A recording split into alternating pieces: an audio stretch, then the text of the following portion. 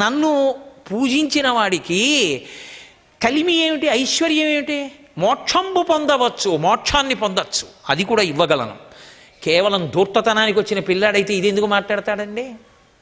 కలిమి చెప్పగనేలా మోక్షంబు పొందవచ్చు. కాబట్టి కాత్యాయనీదేవి నోయంగా కడమ కూడగా ఇట మీద రాత్రులందు నన్ను పొందగలరు నమ్మిపొండని హరిపల్క. మీకందరికీ కూడా ఇక మీద రాత్రులందు నాతో అనుభవం ఉంటుంది, వెళ్ళిపోండి అన్నాడు. మళ్ళీ ఈ మాట ఏమిటి అనుమానంగా ఉందండి? అదేం మాట అండి అంటారు. రాత్రియే ఉపాసన ఉంటుంది, అసలు రాత్రిలే ఉపాసన. శారదా నవరాత్రులు అంటున్నారా, శారదా నవపగళ్ళు అంటున్నారా? శారదా నవరాత్రులే, గణపతి నవరాత్రులే, మహాశివరాత్రే, రాత్రులే ఉంటాయి. రాత్రి అన్న మాటకు అర్థం ఏమిటంటే చీకటి. చీకటి అంటే ఉన్న వస్తువు ఉన్నట్టు తెలియకుండుట. భయం దేనికి అంటే అది ఏమిటో తెలియదు. చీకట్లో వెళ్ళిపోతున్నాడు, తాడుంది పాము అనుకున్నాడు, భయం.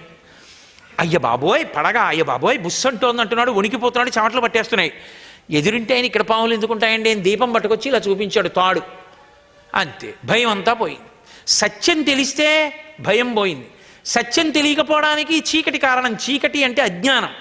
చీకటి ఎందే ఈశ్వరుడు వస్తాడు. ఎప్పుడు ఈశ్వరుడు అవసరం ఎప్పుడు ఉంటుందంటే చీకట్లోనే. చీకటి అంటే అజ్ఞానం.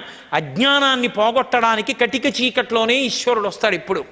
అందుకే శ్రావణ మాసంలో ఉండేటటువంటి కృష్ణపక్షమనందు అర్ధరాత్రి వేళ అష్టమి నాడు ఆవిర్భవిస్తాడు. అక్కడి నుంచి 6 నెలలు లెక్క పెట్టండి. భాద్రపదము, ఆశ్వీజము, కార్తీకము, మార్గశీర్షము, పుష్యము, మాఘము. మళ్ళీ మాఘమాసంలో అర్ధరాత్రి వేళ మహాశివరాత్రి నాడు శివలింగం ఆవిర్భవిస్తుంది.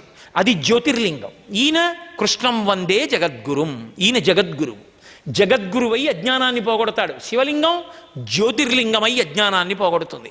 ఆపాతాళ నభస్థలంత భవన బ్రహ్మాండమా విస్ఫుర జ్యోతిస్ఫాటిక లింగమౌడి విల సత్పూర్ణేందువంతామృతై అస్తోకప్లుతమేకమీశమనిశం రుద్రానువాకాంజపం ధ్యాయే దీప్తి సిద్ధయే ధ్రువపదం విప్రోభిషించేచ్చివం బ్రహ్మాండం వ్యాప్త దేహాభసిత హిమరుచాభాసమానా భుజంగై కంఠే కాళాః కపర్దాః కలశ్చండ కోదండహస్తాః త్రిక్షా రుద్రాక్షమాలా సులలిత వపుషః సంభవామూర్తిభేదాః రుద్రాశ్రీ రుద్రసూక్త ప్రకటిత విభవాన ప్రయచ్చస్తు సౌఖ్యం అంటల్లా జ్యోతిర్లింగం.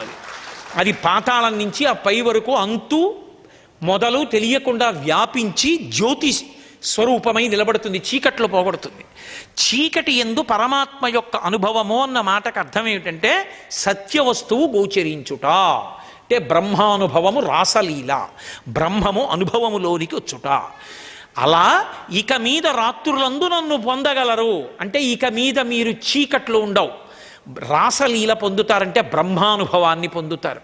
ఆ అద్వైతానుభూతి ఎందు ఓలలాడతారు. మీరు వెళ్ళిపోండి, మీకు వ్రతం యొక్క ఫలితం కలిగింది, వెళ్ళండి అన్నాడు. ఇప్పుడు కృష్ణుడు పతి అయ్యాడు వాళ్ళకి, అంటే ఆయనే గతి అయ్యాడు, ఆయన ఎందే ఐక్యమవుతారు. అది యోగ దృష్టి.